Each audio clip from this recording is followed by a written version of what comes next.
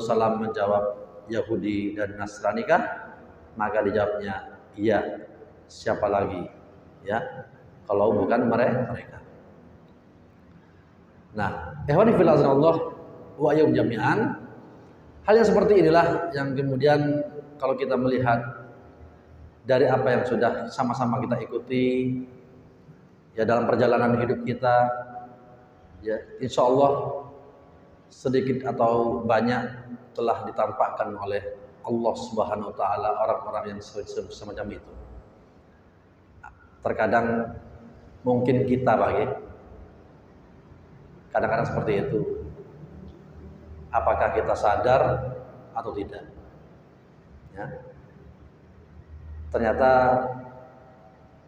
bagaimana kita dengan istri, kita dengan orang tua, kita dengan anak-anak, dengan keluarga, saudara, kemudian juga di tetangga kita. Itu kadang-kadang karena lemahnya iman, ya, keroposnya akidah, sampai kemudian kita mengiyakan Pak yang seharusnya tidak boleh kita iyakan karena Allah melarangnya. Sadarkah Pak, sebenarnya itulah yang kemudian kita secara tidak langsung telah mengikuti apa yang sudah dilakukan oleh orang-orang sesat sebelum kita. Ini kalau kita tidak berusaha untuk introspeksi diri, muhasabah ya, melihat apa yang terjadi untuk yang akan datang, itu mustahil Pak kita bisa menemukan celah-celah pelanggaran akidah. Insya Allah begitu. Kadang kita itu baiknya hanya di masjid, baiknya ketika kita kumpul sesama aktivis, tapi masuk ke rumah udah terkontaminasi dengan kebiasaan-kebiasaan yang turun-temurun sudah terjadi. Ya, kalau boleh saya katakan, contohlah Pak Yagi, seperti yang mungkin dianggap kecil, bersalaman dengan yang bukan mahram. Bersalaman dengan yang bukan mahram. Ya, Pak, ini kalau akidahnya agak kuat Pak, apa salahnya ya cuma salaman. Padahal kalau kita lihat hadisnya, ya, bersalamannya dengan mahramnya itu, maka sebenarnya lebih ringan. Ya, kalau saja kita itu ditusuk dengan paku. Kan begitu ya. Ini kan sesuatu yang memang tidak kita sadari, ya. Apalagi nanti Idul Fitri, itu akan terjadi seperti itu kebanyakan. Maka ini semuanya sebenarnya itu tradisi kebiasaan ya, dari yang bukan syariat Islam, kemudian kita ternyata terikut katup misalnya terbawa dengan sesuatu yang mungkin dianggap biasa. Jadi misalnya maksiat yang sudah dianggap biasa, ya. Termasuk juga mohon maaf ya, perkara yang sangat besar ya, ribawi. Makanya saya berusaha di pimpinan cabang Muhammadiyah Tanggulangin ini, ketika kita mencoba untuk membangun suatu sekolah, itu saya usahakan tidak pinjam di bank. Padahal sudah banyak ya orang-orang bank itu datang ke saya selaku pimpinan cabang untuk menawarin duit pinjam, ya, tapi tetap kita gak mau. Kita ingin lebih memaksimalkan ya potensi yang ada di warga Muhammadiyah Tanggulangin untuk membangun sekolah yang sebenarnya tidak banyak, cuma 700 juta. Ya, kita jaga seperti itu. Ini upaya Pak ya. Sampai kapan nggak tahu sudah. Pokoknya juga usah bang-bangan dah. Begitu. Nah, ini termasuk akidah. Karena kenapa? Kebiasaan ini terjadi Pak di mana-mana, dan yang memegang kendali daripada bank-bank itu adalah mereka orang kafir, orang-orang kafir. Ya.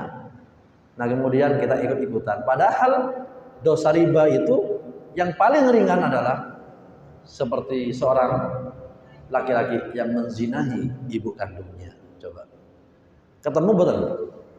Antara kita itu pinjem, ya nggak apa-apa lah, dengan dosa yang katanya apa? Itu yang dosa paling kecil untuk pelaku riba, yaitu menzinahi ibu kandungnya. Nauzubillahi min dzalik.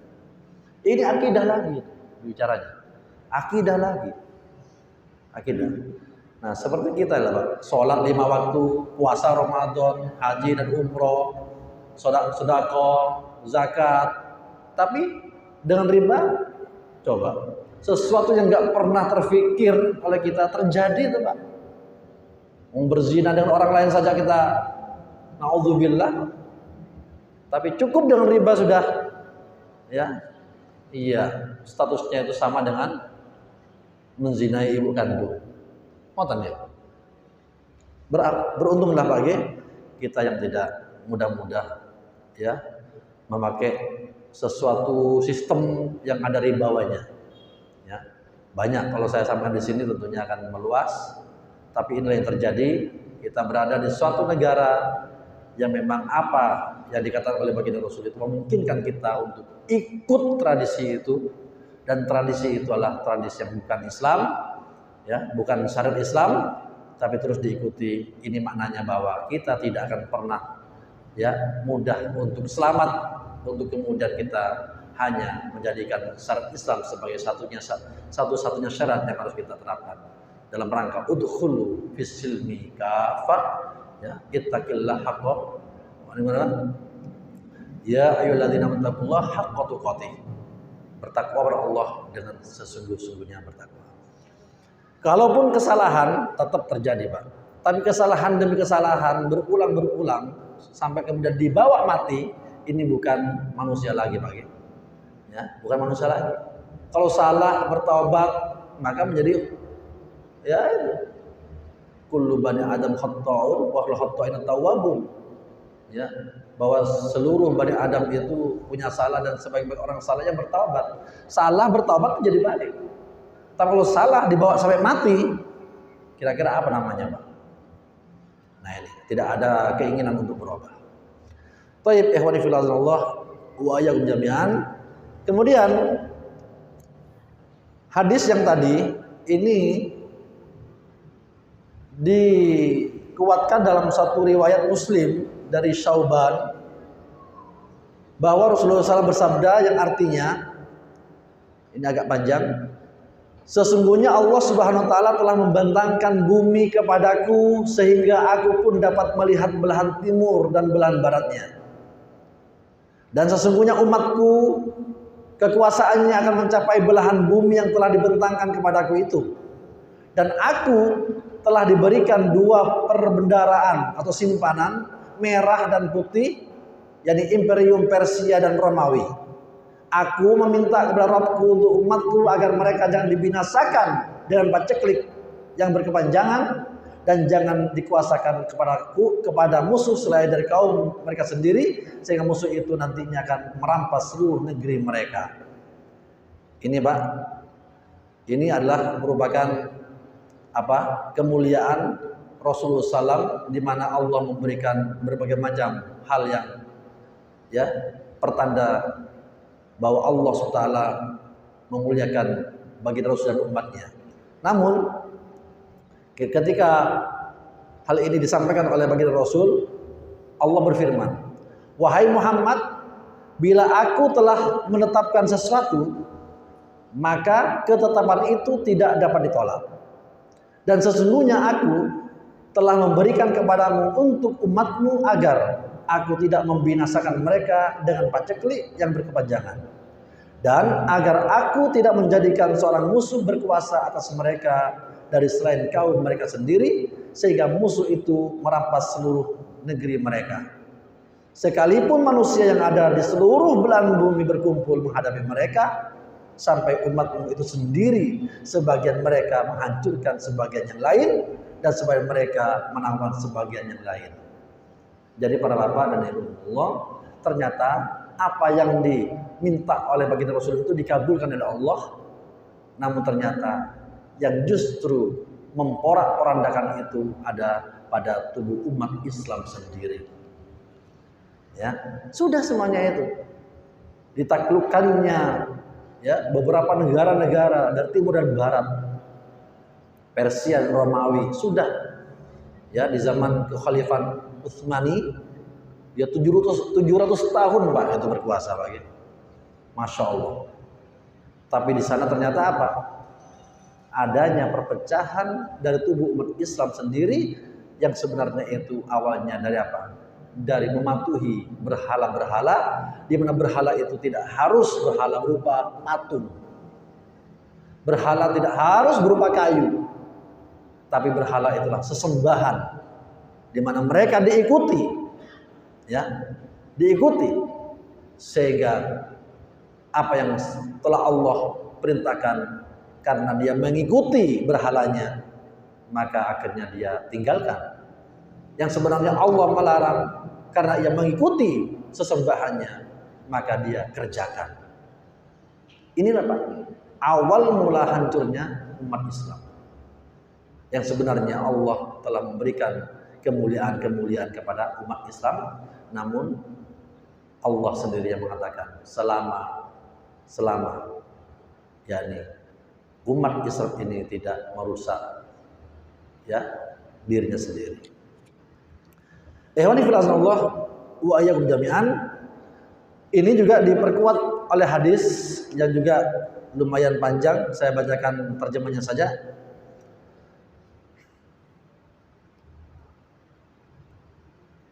Al-Barqani meriwayatkan di dalam sahihnya dan beliau menambahkan yang artinya, dan sesungguhnya yang aku khawatirkan terhadap umatku adalah para pemimpin yang menyesatkan. Dan apabila pertumpahan darah telah menimpa umatku, maka tidak akan berakhir sampai hari kiamat. Kiamat tidaklah akan terjadi sebelum ada suatu kaum dari umatku mengikuti orang-orang musyrik. Dan beberapa kelompok dari umatku menyembah berhala.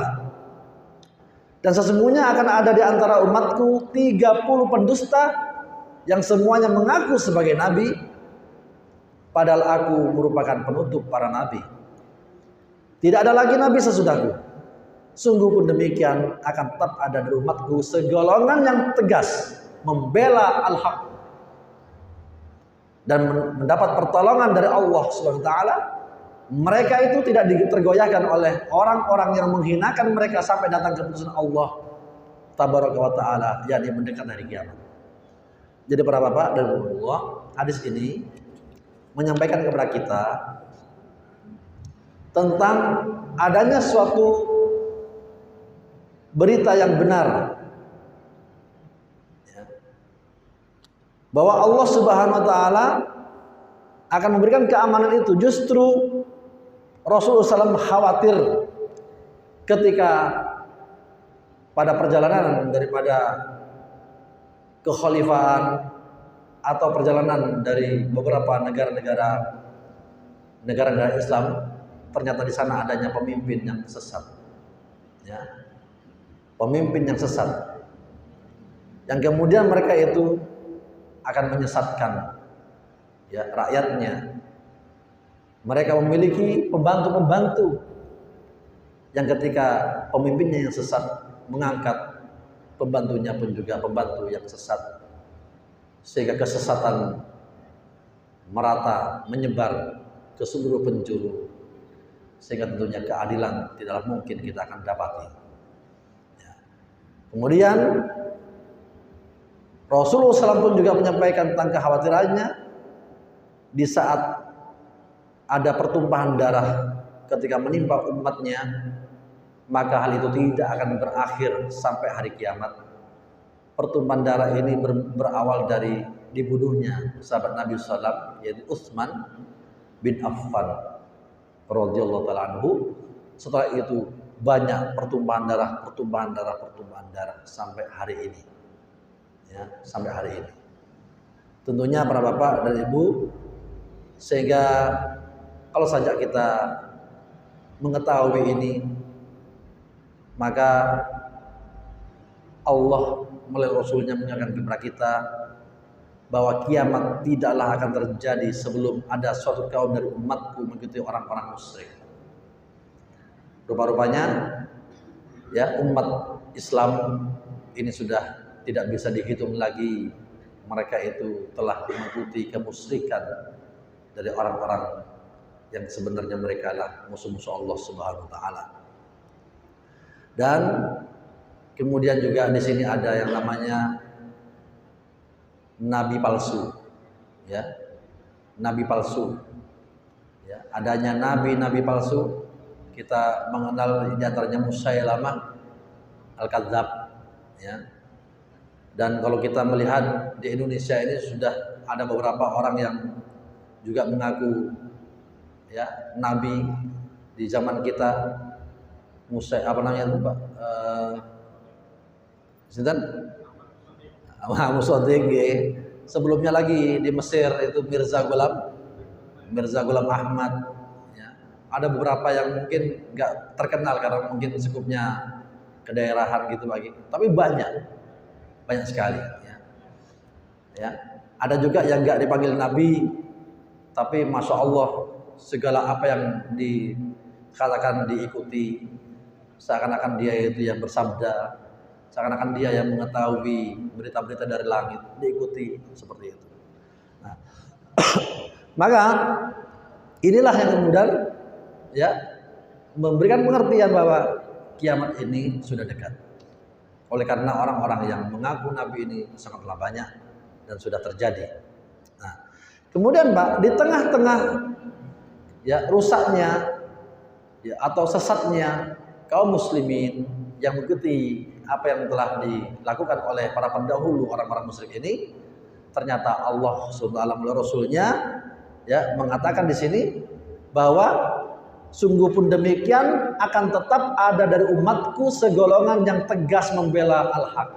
Nah, walaupun kalau saya ceritakan tadi itu bobroknya umat, tapi ternyata di antara umat-umat itu pun juga masih ada yang istiqomah, yang tegas dalam membela al-haq. Itulah dai ilallah. Ya, orang-orang yang insya Allah mereka itu Pak tidak pernah mengenal takut. Ya, mereka insya Allah melihatnya bahwa ini adalah jalan yang benar yang harus kami ikuti. Inilah dakwah yang harus saya tegakkan. Ya, ada. Ya, jenengan insya Allah sudah punya beberapa orang-orang yang terlihat ya ketegasannya itu. Ya, walaupun dia dirayu kemanapun tetap dia menjadi orang yang ada pada jalannya, jalan kebenaran. Itu ada. Dan itulah orang-orang yang kita ikuti pagi. Itulah panutan-panutan kita. Mereka lah para pahlawan-pahlawan yang terus harum ketika kita mengkaji tentang bagaimana riwayat hidupnya, biografinya. Kita tertarik untuk menjadi seperti mereka. Tak jarang kemudian nama-nama mereka itu menjadi nama-nama dari anak-anak dan cucu-cucu kita. Ngoten lagi. Ada dari kita itu ngambil seorang ya nama seorang kemudian untuk anak kita. Dari apanya? Dari kepahlawanannya, begitu lagi. Rasa-rasanya di sini kan nggak ada namanya Abu Jahal, itu nggak ada ya. Nggak ada ya. Ya. Nama-nama anak kita tuh masya Allah nama pahlawan, Abu Bakar, Umar, ya dan sebagainya itu, ya. Ali, ya. Masya Allah. Itu Ahmad, Muhammad. Itu upaya kita untuk mengikuti itu. Nah, mereka lah yang dikatakan dia adalah orang-orang yang senantiasa tegak dalam kebenaran, walaupun sebenarnya di tubuh umat ini masih sangat rawan untuk mengikuti orang-orang yang musyrik atau orang-orang kafir. Dan inilah semoga kita yang tidak banyak ini termasuk orang yang senantiasa Allah tetapkan kebenaran walaupun kita ya mengalami banyak godaan untuk kemudian mengganggu, ya,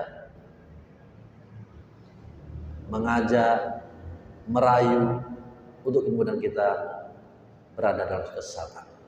Ikhwani fillah wa iyyakum jami'an.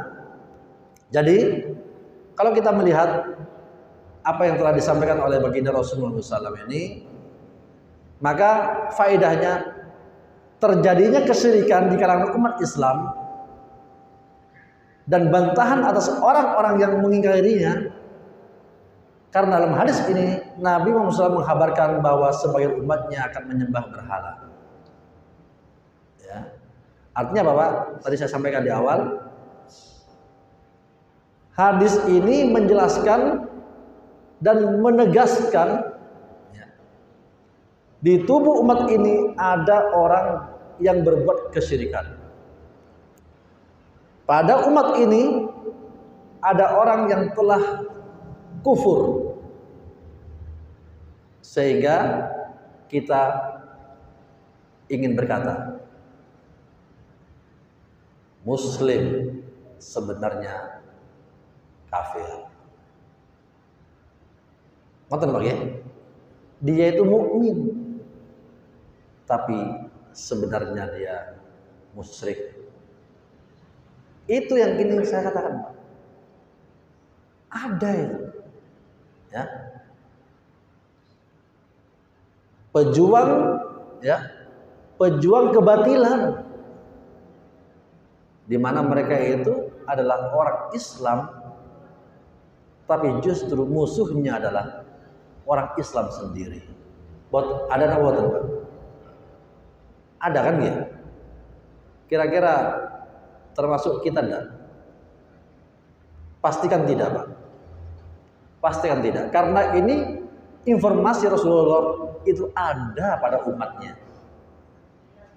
Akan ada pada umatnya Pak. Monggo. Jangan sampai Pak ya, jangan sampai. Jangan sampai kesyirikan itu setelah kita mendengar tentang informasi ini, justru itu terjadi pada kita dan keluarga kita. Na'udzubillah Pak. Karena ini informasi yang pasti terjadi. Ya. Dan terkadang kita melihatnya itu. Tapi kemudian ketika kita melihat mereka yang tersesat, justru kita tidak bisa melihat kesesatan yang ada pada diri kita dan keluarga kita. Ini yang sangat fatal. Ya. Kalau mungkin saya katakan, kalau kita sudah mengatakan kita ini sudah betul-betul mukmin, ya, ditandai dengan mudahnya kita datang ke masjid untuk beribadah, menjalankan apa yang telah Allah SWT perintahkan, maka tugas yang kedua Pak, wa ahlikum qu anfusakum wa ahlikum, ya, jagalah dirimu. Ketika kita sudah bisa menjaga diri kita, maka berikutnya wa ahlikum, dan keluargamu, naro, yaitu dari neraka. Ini tugas kita. Jangan kita merasa ya acuh tak acuh dengan ini. Nah, karena ketika kita ingin bahagia Pak, maka insya Allah ketika kebahagiaan itu kita dapatkan, bukankah kebahagiaan itu pun juga ingin dirasakan oleh orang yang kita cintai? Maka sebenarnya ini pun juga harus terjadi. Kalau kita ingin masuk surga, tidakkah kita ingin masuk bersama orang-orang yang kita cintai? Seperti itu mestinya. Ya. Karena insya Allah tekanan daripada kajian kita ini Pak, dipastikannya ada kesyirikan, maka jangan sampai kesyirikan itu ada pada kita. Ketika kita selamat dari kesyirikan, dipastikan jangan sampai orang yang kita cintai pun juga termasuk orang yang disabdakan atau difirmankan oleh Allah Subhanahu wa taala dalam hadis dan ayat yang saya baca yang bulan yang lalu dan yang tadi dari Nabi Muhammad SAW. Jangan sampai. Ya, seperti itu.